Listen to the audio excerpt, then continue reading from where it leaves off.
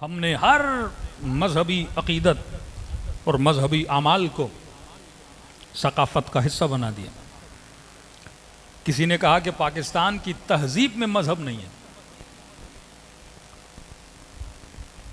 مسلمان تو ہیں پر تہذیب میں ابھی تک مذہب نہیں آیا۔ سندھ چلے جائیں، بلوچستان چلے جائیں، پنجاب چلے جائیں، تہذیب میں مذہب کا مطلب کیا ہے؟ کہ ہمارے کلچر میں مذہب موجود ہو۔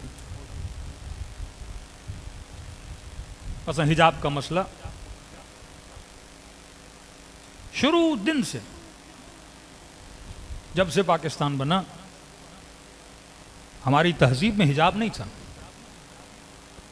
سر پہ دوپٹہ ہندو بھی رکھتی تھی، سر پہ دوپٹہ مسلمان بھی رکھتے تھے، سکھ بھی سر پہ دوپٹہ رکھتے تھے۔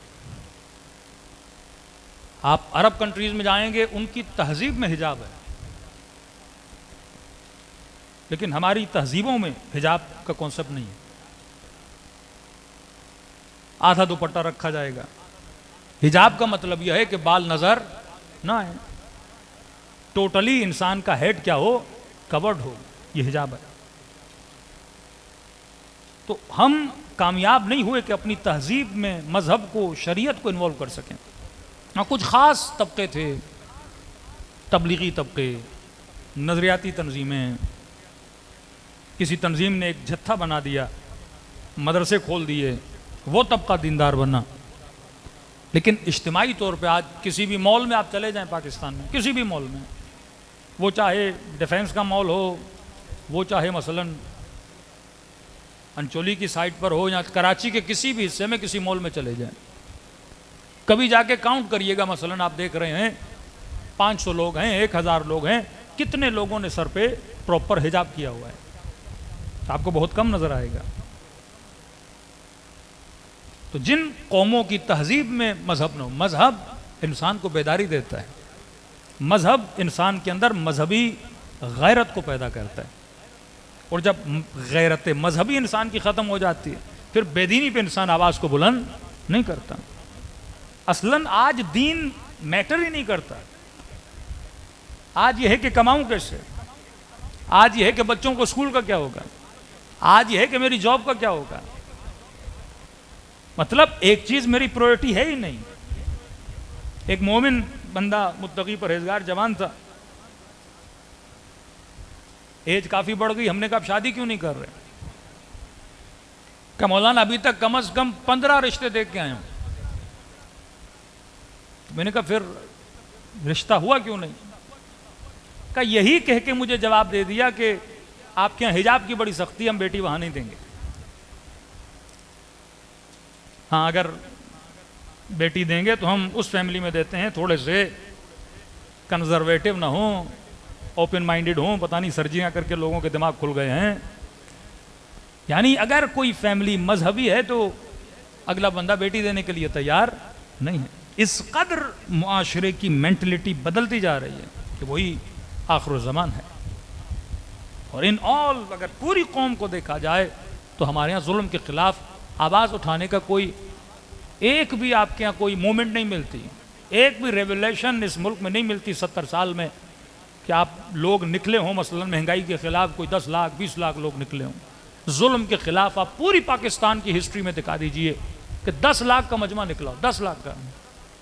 تو بیچارے طاہر القادری صاحب تھے، بڑی محنت کر کر کے زور لگا لگا کہ انہوں نے سمجھا کہ یہ قوم بھی کوئی خمینی کی طرح پیچھے آئے گی، لیکن ساری قوم ٹی وی پہ مزہ لے رہی تھی، ساری قوم فیس بک پہ اور انسٹاگرام پہ مزے لے رہی تھی، کوئی قوم نکلی نہیں۔ اس بندے نے سیاست سے ہی کیا کر دیا، خود کو ریٹائر کر دیا کہ آج کے بعد میری پاکستان کی سیاست سے کچھ نہ۔ لیڈر کس قوم میں بنتے ہیں؟ جن قوموں میں جذبہ ہوتا ہے، جو اپنے حق کے لیے باہر نکلتی ہیں۔ ایون رسول خدا بھی مکے میں انقلاب نہ لاتے اگر نبی خدا کے ساتھ وہ بدریون نہ ہوتے، وہ 300 اصحاب نہ ہوتے جنہوں نے نبی کی آواز پہ کیا کہا، لبیک کہا۔ چھٹے امام کسی نے میرے مولا کو کہا کہ مولا آپ قیام کیوں نہیں کرتے ظلم کے خلاف؟ امام نے فرمایا ساتھی نہیں ہے میرے پاس۔ صحابی کہنے لگا مولا آپ کیسی باتیں کر رہے ہیں، اگر آپ آج آواز اٹھائیں میرا پورا گاؤں آپ کے پیچھے ہے۔ امام نے کہا پورا گاؤں کا، پورے گاؤں کی بات کریں مولا، گرد و نواح میں اور بھی 4-5 گاؤں ہیں، وہ بھی آپ کے پیچھے ہیں۔ امام نے کہا 4-5 گاؤں؟ بولا آپ 4-5 گاؤں کی باتیں کر رہے ہیں، اس نے 8-10 شہروں کے اور نام لے لیے۔ امام نے کہا اتنے میرے پیچھے کا، مولا آپ ایسی عجیب باتیں کر رہے ہیں، اگر آج آپ آواز بلند کریں کہ پوری دنیا میں جتنے مسلمان ہیں آدھے سے زیادہ آپ کے پیچھے ہوں گے۔ کہتے چھٹے امام کے چہرے پہ ہلکی سی مسکان آئی۔ وہاں پہ ایک چرواہا بکریوں کو چروا رہا تھا۔ امام نے کہا اس بکریوں کے ریوڑ میں کتنی بکریاں ہوں گی؟ اس نے کہا مولا ہوں گی کچھ 100-200۔ امام نے کہا اگر اتنے بھی میرے پاس ہوتے، ایک ریوڑ 20 بکریوں کا، تو امام نے کہا اس ایک ریوڑ جتنے بھی میرے پاس اصحاب ہوتے، میں ظلم کے خلاف آواز بلند کرنے کے لیے تیار ہوتا۔ اور فرمایا ہم اماموں میں، 11 امام تک، ہم اماموں میں جتنے مخلص اصحاب میرے جد حسین کو ملے کسی کو نہیں ملے۔ آپ امیر المومنین کے اصحاب گنیں گے انگلیوں پہ ختم ہو جاتے ہیں، 8-9 سے زیادہ آپ نہیں بڑھ پائیں گے۔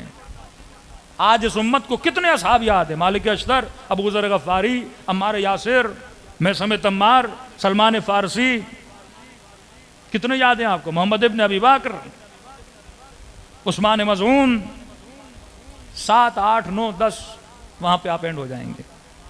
امام حسن کو کتنے ملے؟ عبیداللہ ابن عباس کا بھائی، اتنی بڑے مقام والا بندہ، وہ بھی درہموں کی خاطر امام حسن کا کوئی 8-10 ہزار فوج لے کے امیر شام کی طرف چلا گیا۔